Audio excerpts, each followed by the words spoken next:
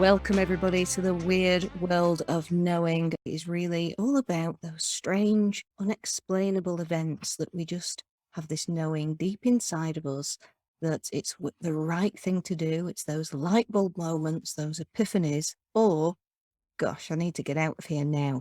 So we've got lots of stories coming up, and the guest that I've got today, I'm absolutely delighted to welcome Jeff Dunne.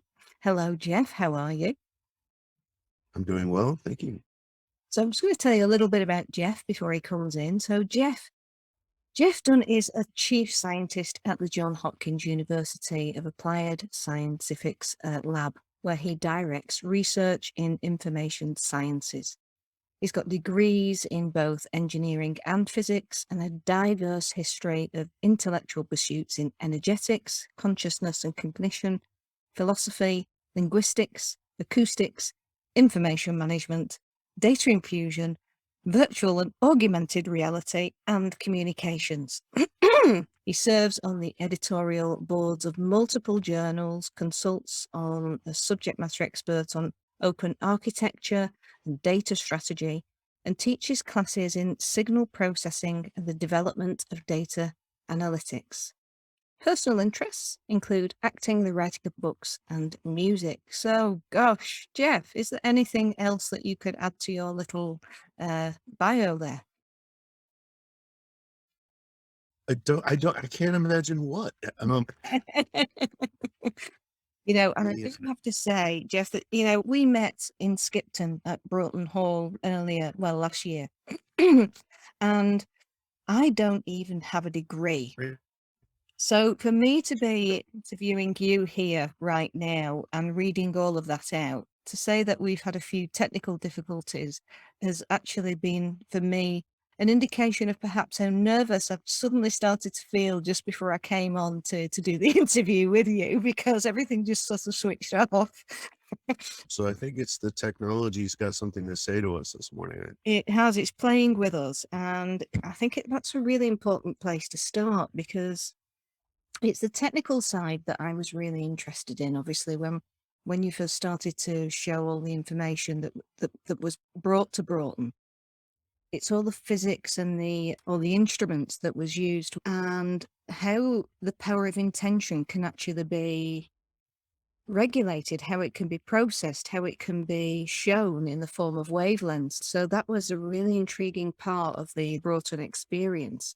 Can you tell and explain a little bit more about the Reg Machine for us and what it is? Sure.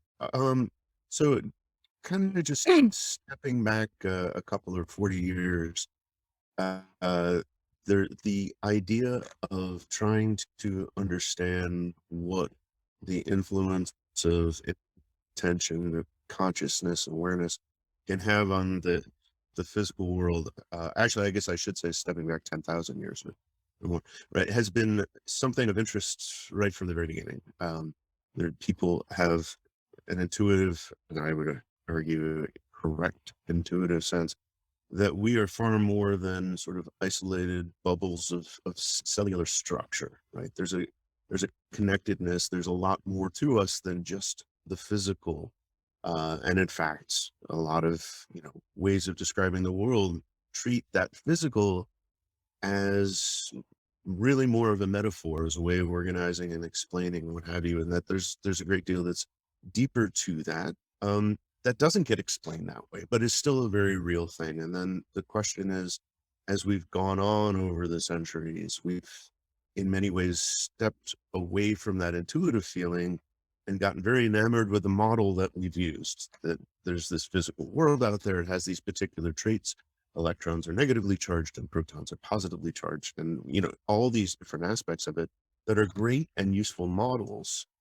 But in many ways, a lot of humanity has come to believe that everything that isn't in the model right now isn't real, which is sort of craziness if you talk about it in that context, right? We built a model to try to explain. We didn't finish building the complete model, and now we're denying the existence of everything that isn't in the current version of the model. Um, and, over the years, people have tried to measure or get a sense of, in some documentable way, other aspects that we intuitively feel. Like our state of mind has an impact. It has an impact on ourselves. But, I think most people, for example, would recognize that even if you aren't looking at a person, you can get a feeling that they're excited or they're angry, right? It's I can feel it. I get that sense. And for many people, they can feel that across the world. It doesn't have to be across the room. And so there's been this desire to try to measure that in some kind of quantifiable way. Um, the random event generator is one of many tools that were designed to try to do that. And what it does is it's essentially an electronic coin flipper. It's got a random source that will produce ones and zeros, and there's a lot of different designs of it. So it's through whatever mechanism it's using. It establishes a pattern of data that theoretically should be 50% ones and 50% zeros. And then the ones and zeros, you could call it 50% high, 50% low. You could call it red and green. You could call it whatever it is, but two different things, and they should be equal amounts of both. And then the idea in how you employ them is to set up a set of conditions, and I'll talk about that in a 30-second thing in a moment.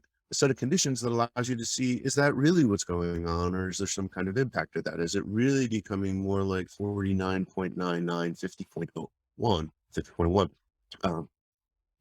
What we have come to understand is that there are a lot of factors in setting up those conditions. There's the machine itself.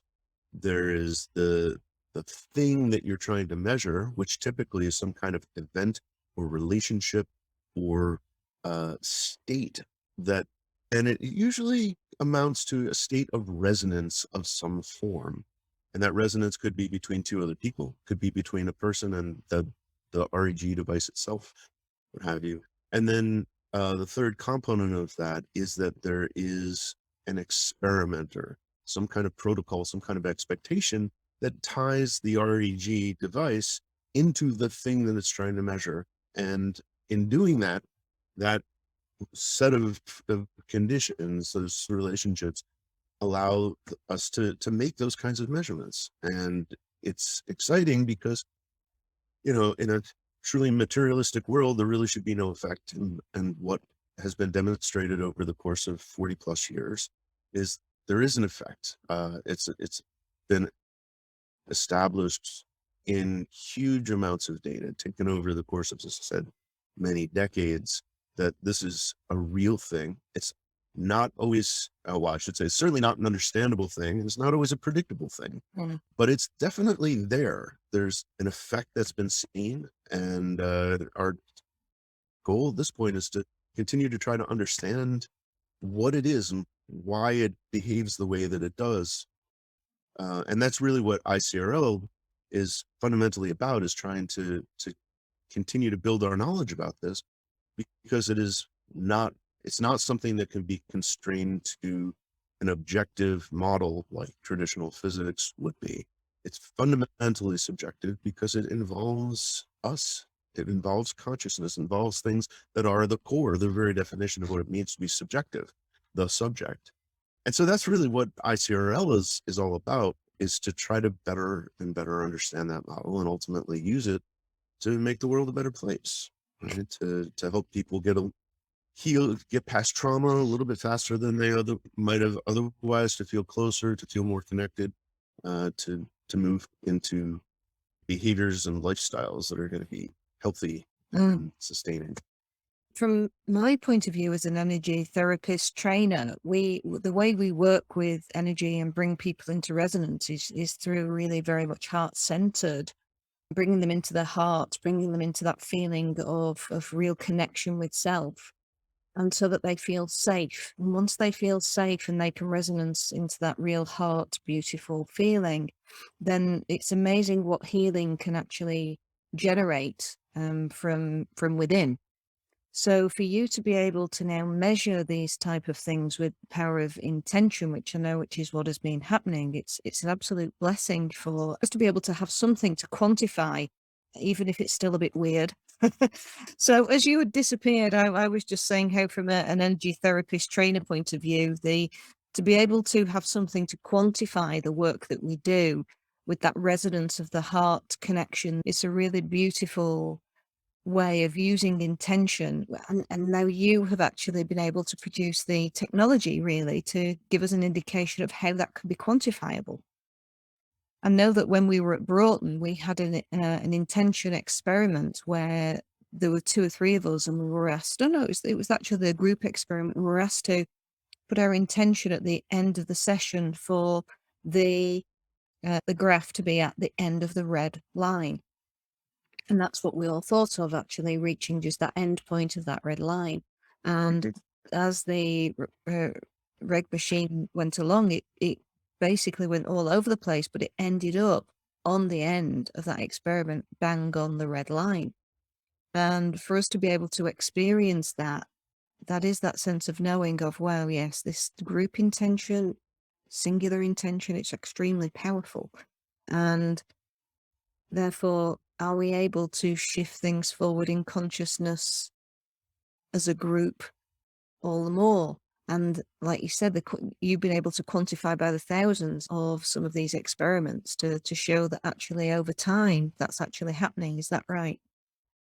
Yeah, the nature of the different experiments has ranged quite a bit from things that are digital, mechanical, fluid mechanics through all kinds of different modalities of those experiments. But it is just as you're saying, it's the fact that at the end of the day, you can sort of put your eyes on something and say, aha, I'm seeing the sort of the measurement of it, I think has added certainly a level of credibility to these kinds of things. It has kind of scratched an itch that we have, which is we can feel things, but we know we feel a lot of stuff that we don't necessarily, we will always question, well, was that just me? Or was that something that really happened? Seeing something in numbers form helps you to realize, wait, no, there's a real thing going on here. Sort of because I think we are hesitant to just sort of dive into the idea of that the feeling that something is real is sufficient. Although at the end of the day, it really is the most direct measurement of anything we could possibly do is our own feelings about what we're experiencing. And, I think if we didn't second guess ourselves quite so much as creatures, right, we probably would have been satisfied a long, long time ago that these kind of phenomena are real, that it makes a difference to love somebody versus not. Mm. I have 3 Call it cats and flow a dog. state, don't they? They call it the flow state of actually being in Yeah, flow. And when you're flowing through with those emotions and that feeling and those knowings, actually the most remarkable things can actually happen in your life. And I know that's the sort of thing that ICRL are now sort of really looking into. I just wanted to talk to you about. although, there are other ones too that, for example, when you talk about flow states, there are other aspects of society that are definitely have been keyed into this and perfectly comfortable with it for a very long time. Sports, for example, which I admittedly I'm like the most marshmallowy person you can meet. I don't do much, but you know, people have recognized that there are flow states in sports since sports have been around. Yeah, I'm sorry, I didn't mean to interrupt you. No, not Go at ahead. all, not at all. I mean, we both know and love Karen Dark, the gold Paralympian, and, she can talk forever as I think about flow state. And I'm going to be having Karen on to actually discuss all of that. It's a really interesting part of the discussions that we're going to have. But just moving on to something called entropy and syntropy, and sort of the bit in the middle there, which some might call chaos. This is one of the books that ICRL has brought out to give some explanations behind what it is that you do. Can you give us some insights into those? Sure. This is a subject that actually has been absolutely fascinating to me for a long time. In very specific terms for maybe the last 10 or 15 years, but can sort of see aspects of it throughout my life where I've been sort of pondering this topic. Most people have not heard of syntropy. Many people have not heard of entropy. And so I'll kind of just give some definition of what that is, just so everybody's on the same page. The the traditional scientific way of looking at the way energy and information behave in our world comes about through a set of equations that, like everything else in physics. And those equations have a square root sign in them. And there's a plus or minus under that square root sign that sometimes results in a positive number under the radical and sometimes a negative number under the radical. And through most of the history of science, people have looked at all the negatives that show up under there as kind of a mathematical artifact. And that's just because of the way we wrote it out, but we're not going to pay attention to that. So they've just ignored that part. The positives, when you get the positives under there and you follow through the equations, what that results in is this concept called entropy, where the universe is going to move in general towards a more disordered stage or state. You can fight against that by inserting energy in small areas, like in specific things, but overall, it's going to tend towards disordered. That measure of the amount of disordered there is called entropy. And the consequence of following along that line of mathematics shows that energy and information, thing that is flowing forward in time, it leads to a very causal way of viewing the universe, right? A thing happened a moment ago, and therefore, because of that thing, it has sort of pushed ourselves forward through time. And we are the way that we are right now because of what has happened in the past, which is in many ways a really fantastic model. There is one glaring exception to that doesn't seem to work that way, and that is life. So, which is I think if we all agree, a bit of a problem that our models don't explain life. It's sort of the one thing we can count on, right? Because if that were exactly in the totality of what's happening, then human beings should be evolving into amoebas, right? We should be becoming less structured, less ordered, less complex systems. But that's not what happens. And I don't remember the specific dates of it because I'm terrible with memorizing dates and things. But back in, I think it was the early 1900s, some folks had started looking at, well, what happens if you follow along that pesky negative under the square root sign? I became familiar with this when ICRL Press published a book called Entropy, The Spirit of Love. And the authors of that book had looked into that in far more detail. And in fact, with modern technology, been able to show in terms of modern experiments, the legitimacy of that. That other branch has been called syntropy. And it is the complement to entropy. And the principles that follow from that are the complement to this idea of energy and information flowing forward in time with a causal perspective on the universe. So in a syntropic way of looking at things, we are working forward towards some future attractor or a future state, a future purpose. Right? We will receive energy and information coming backwards from the future, if you will, right? If you think of forward being towards the future, right? We're receiving information from the future, and that's pulling us towards specific end goals, right? So where entropy has this very causal way of looking at the universe, syntropy has a purposeful way of looking at the universe. We're being pulled forward towards some end state. And it's really, when you think of the combination of those two, that's really where you start to get a picture of the universe that, at least for me and many people that I've talked to, has a much more gut level correct feeling to it. Like, yeah, there is, it's only natural to think of it as a balance there. This particular one, I'll put in a bit of a plug coming up. Several years ago, talking to the authors of the book that I was mentioning, I was saying, the one thing that we ought to do in addition to the book that you've published is to create stories that are more entertainment oriented, right? That allow people to start becoming familiar with these ideas. And I'm actually in sort of the end stages of writing a book like that, which I'm hoping will get published later this year. I find interesting about what you've just said is that the plus sign seems to be that the negative backdrop of what has already happened in a way. And yet the negative sign in the physics seems to be looking forward into the future about positively what we can strive towards.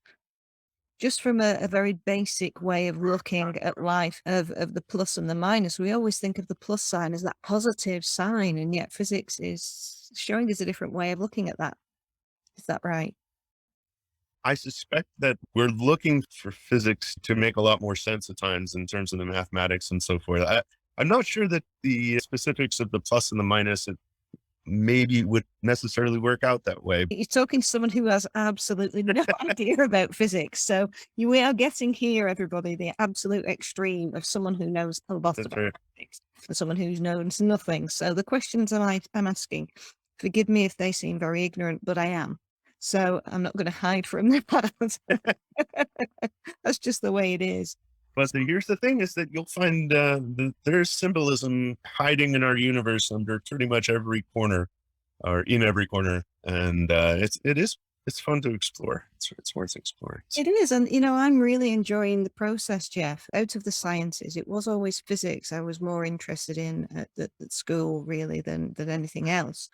But I never could grasp the equations. The mathematical side is really what completely threw me away from that subject. But if I could have delved into the information that's available now and how fun and interesting the quantum science behind it all appears to me now, then I know I would be very willing to learn more about physics and science in general at that young age, but that it just wasn't available back then. And unfortunately, the experiments and things at school and high school, maybe even university, I don't know because I've never been, but the experimental side, that's where we get the smells, that's where we get the senses, that's where our senses become involved with the entire process of learning.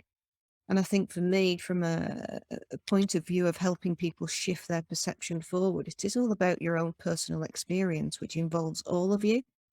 Hmm.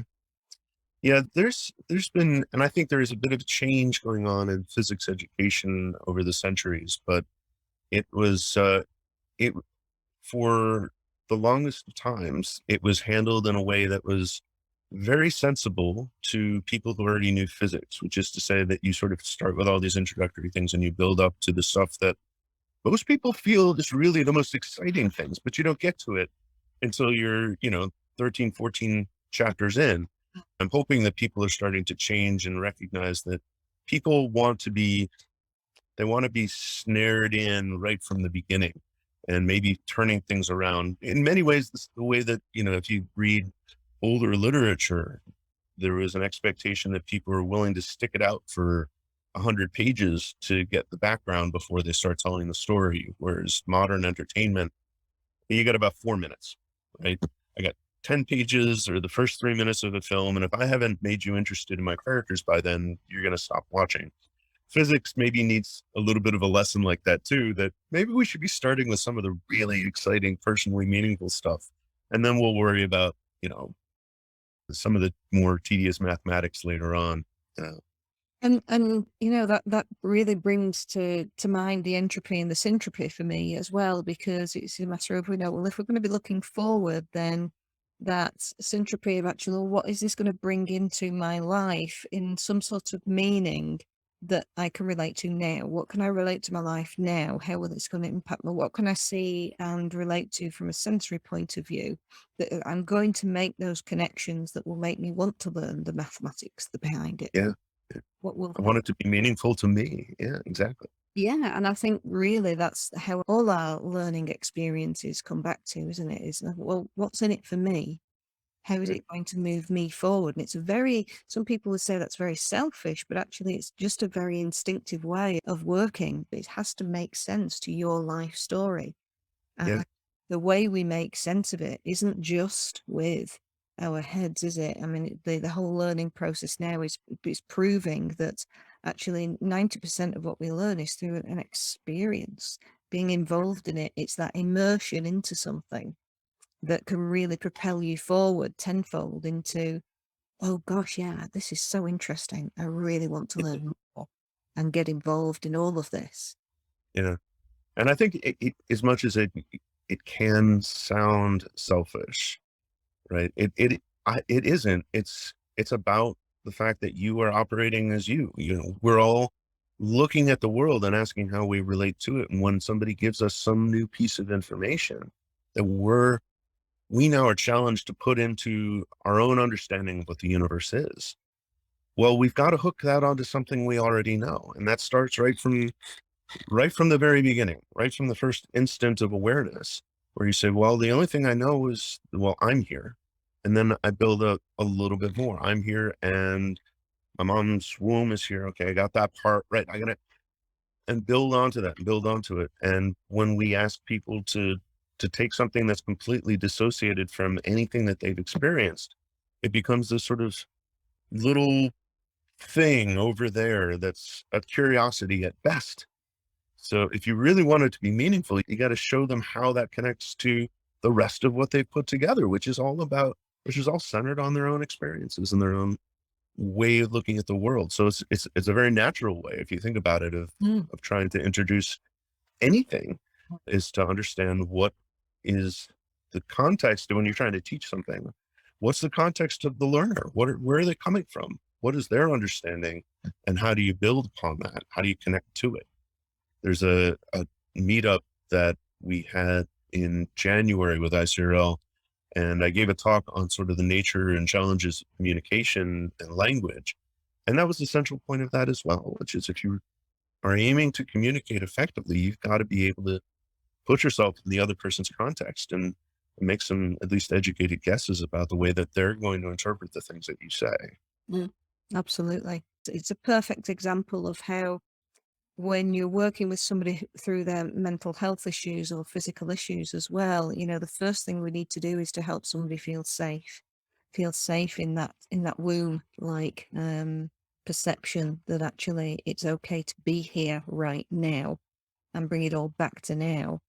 As from that sensory safe place, you are more inclined to be inquisitive and curious to go forward or even backwards to revisit something and clear that out before you can then really go forward and have the courage to go forward and have the desire to go forward Mhm.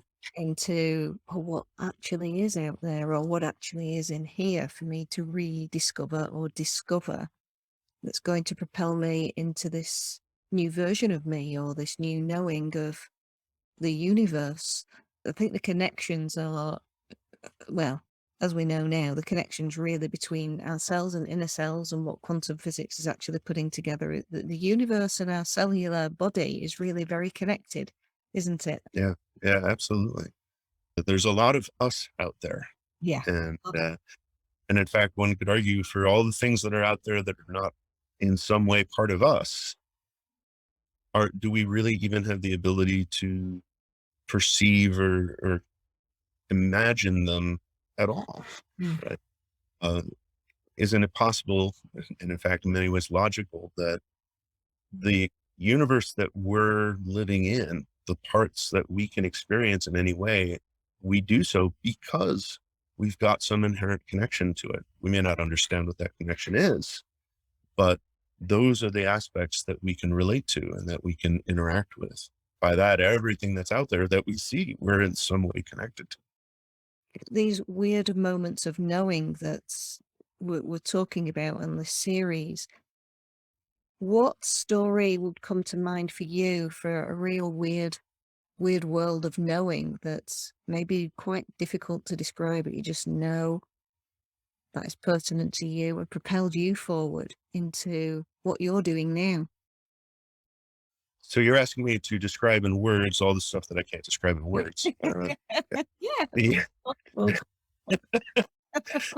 the yeah, that's a tough question. I think, the moments that have been the most impactful in that sense, driving me forward towards that, really are those times where I've had some kind of experience that there isn't a good language for. Some aspects of it are things that I'll maybe have struggled with against language. For example, Rachel, I think it was you and I, when we were brought had a conversation about getting out of the language of time, because everything in our language is sort of structured on the idea that time is an external objective thing. And how do you or explain in that case some of these experiments, such as I can affect things, these REGs, for example, I can affect them across space, I can affect them across time, I can have an influence on something where the machine is running in the future or in the past, and trying to get your thinking outside of the concepts of time.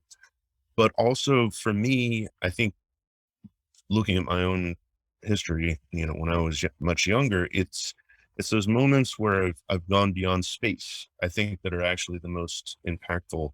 So, in or as a result of meditation, coming to have this experience, or the sensation, I should say, of other places that are not just my physical body, right? Being able to expand the sense of myself that's 15 feet beyond where I'm standing right now. Um, and tied into that is this sort of exercise of working energetically with this stuff that I can't see in a photonic way, right? But I can sort of see in a capital SEE way that you can't really explain to anybody else. And all of that ultimately comes down to how, as an individual, I can cease to be an individual, where it becomes a kind of a matter of breaking down the boundaries of, Jeff and not Jeff. And sometimes that's just a little bit, that connection that I feel with somebody else. Sometimes it's a little more, where I really feel like I'm sensing a person or a person's emotions in a distant way. And in, those rare times that sometimes will happen a couple of times a year, and sometimes may not happen for the space of 2 or 3 years, where you really do break down completely. And for those moments, you're just you're just experiencing things as the universe, right? You cease to have a specific identity, and it's just, you feel everything around you. And when you have that sensation, you realize that everything else that's happening on the sort of the day to day, the mundane, if you will, that's all metaphor, right? There's something much bigger out there, and you can't ignore that, right? That's got to become a driving influence in your life. I don't think there's anything that's been more influential than those moments throughout the years, where I've been able to sort of just break down those borders completely for a few moments, and say, "Oh, yep, I'm one cell in a far larger organism," right? And sometimes it'll share the bigger picture with you.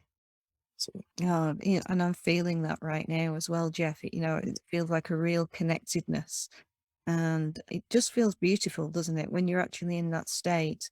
yeah, It, the only way I can explain that is the most blissful state I've ever been in, because you don't really want to come back. yeah, You're gonna go and put your washing on and walk the dog and do all those really basic things that life brings in. But actually there is such a deep sense of peace and tranquility, and that knowing, it's that knowing that you just want to take that extra deep breath in and just enjoy it just a little bit longer while you can, before yeah, you start the day again, before you start doing what needs to be done next. Jeff, it's been an absolute pleasure. Before we go, what sure. advice would you give to your 20-year-old self? Chill out, um, relax a lot more, and kind of in that sense. And it's funny, because the advice that I would give to myself is, in fact, the advice that uh, somebody had given to me, and I couldn't understand it. Um, and that is to learn how to get out of your own way. And I didn't know what that meant when I was 20. I was told it. I was told it by Bob John, and I didn't understand how to do that Mm. until I was maybe 40, twice as old.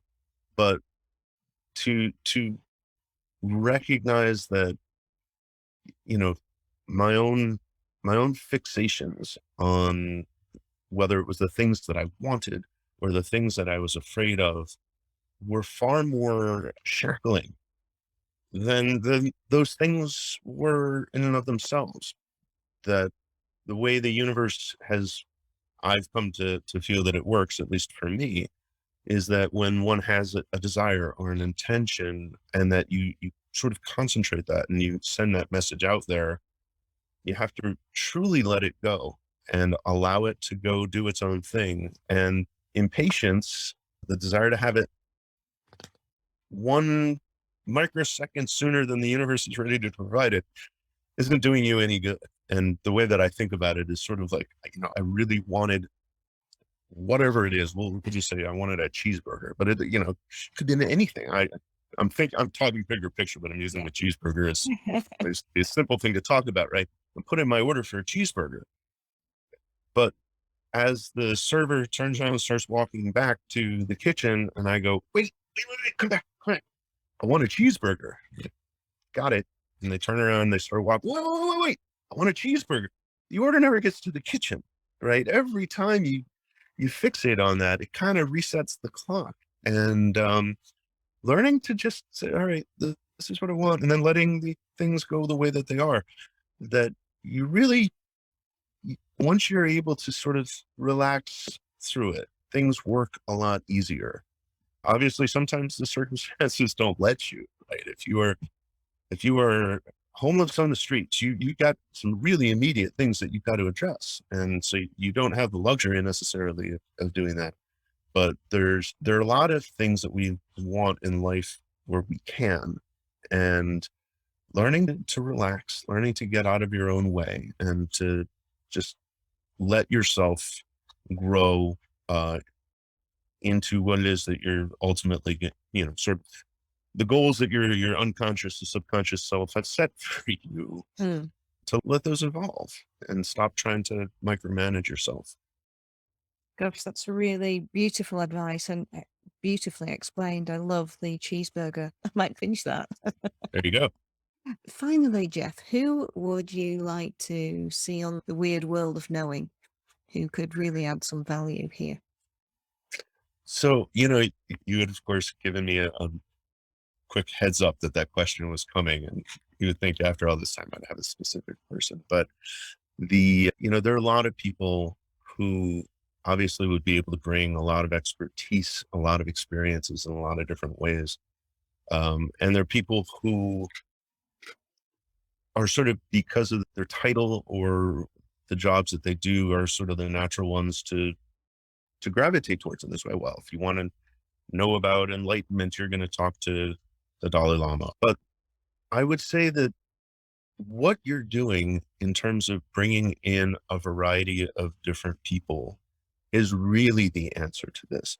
And that it's not so much about getting one specific person who has a particular message that everyone has to hear, but getting a variety of people at a variety of states of their own life is really going to be the most valuable, because everybody who's listening is going to resonate in different ways with different people and different messages.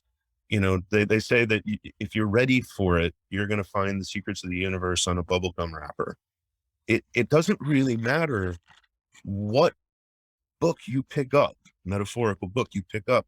If you're ready to hear a message, you're going to find that message, or alternately said, that message is going to find you. And so, my advice is get a variety of people at a variety of stages. Get some people who have gone through different life experiences and can share those in different ways and allow those different messages to come through. And you're really doing what it is that you're setting out to do, which is to give people what it is that they need to hear, what they want to hear, the opportunity to hear it, and to get that little boost that everybody needs at whatever stage they're at, right? You can't look 5 steps ahead as your next step. You got to look 1 step ahead. And you don't know who that's going to be, whether it's, that random person that you met on the street, or the person that for you said, this was a monumental discussion. Rachel, you met person X, whoever that is. This is such a big thing. That's a great person because surely, at least there's somebody. But that random stranger that you're walking on the street probably is something that somebody else is gonna resonate with really well as well. And I'd welcome all those perspectives. Absolutely beautiful that you say that, because that's exactly what is happening naturally with the people who are either coming to me or who I am approaching. There is a real wide variety of people coming on to be guests, from funeral celebrants to actors. There's going to be such a wide variety of people coming on that, yeah, that's exactly what I intended. So for you to say that, that's just beautiful. And I can't thank you enough. You've been an absolutely delightful guest to have. Oh, it has been an absolute joy. So I'm had such a good time in this, and hopefully whether for the podcast or whatever else, we'll do this again. And I know we'll continue to have lots of great conversations. Yeah, look forward to it. Thank you so much indeed. Thank you so much for listening on The Weird World of Knowing. I do hope you enjoyed your time with us. I'm Rachel Earing, your host, and gosh, I'm having a ball putting all of this together for you, so I hope you are too. And if you are, please do like, subscribe, and share with those who might actually benefit from these weird moments of knowing as they realise how many of their own they've been having all their life. Take care, and we'll see you next week.